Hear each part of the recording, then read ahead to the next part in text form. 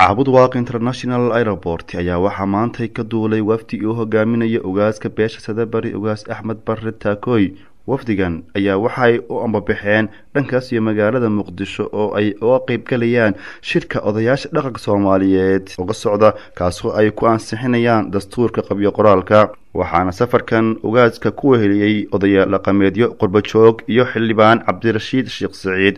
diyaaradan maanta soo caga dhigatay Cabudwaaq International Airport waxa ay ka soo duushay magaalada Gaalkacyo waxaana iska leh shirkadda Juba Airways oo ah shirkad meelo badan oo caalamka ka shaqeysa.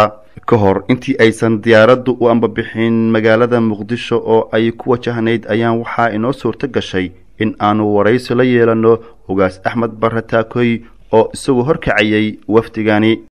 inaad adinkoo isku duuban isku uur ah isku hadaf danteena aad u guntataan kana shaqeysaan baan idinka tagahayaa idinkula dardaarmahayaa intaas iyo nabad iyo warsan baan idin leenahay.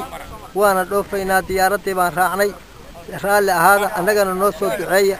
waxaa tihiin dadkanagii culummo iyo cuquul iyo dad ilaahay yaqaano oo wada sunniya ha tihiin dad karaamaysan baa tihiin adinkuna noo soo duceeya faatixada noo soo mara. shirkaas hadeed shir aanu dastuurkiisa akhrisanay ma aha wixii quseeyo Soomaali midnimo iyo horumar iyo qarannimo u ah baan ku shaqayn doonaa.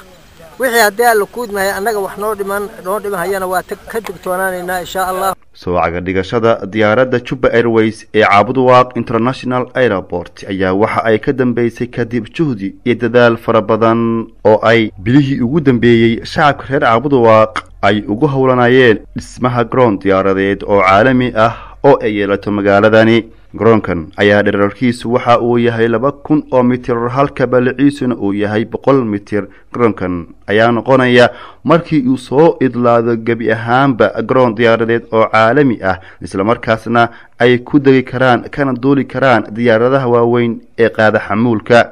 ugu dambeyntiina Cumar Bonge oo ka mid ah guddiga dhismaha airport ayaa waxa uu halkaas ka soo jeediyay khudbad dheer oo uu uga hadlayay marxaladda kala duwan ee uu airportkani uu soo maray iyo maanta oo uu marayo in ay ka soo degto diyaarad ay leedahay shirkadda caalamiga ah ee Juba Airways iyo dhismaha hadda u dhiman ayaa waxa uu hadalkiisii ku soo gabagabeeyay mahadnaq uu u soo jeediyay TV-ga Somali Channel oo waqti badan siiyay baahinta warbixinada airportka.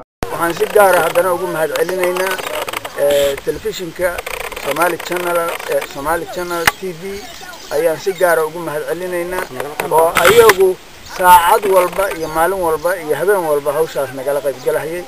Maxamed Salaad Maxamed TV-ga caalamiga ah ee Somali Channel magaalada Cabudwaaq.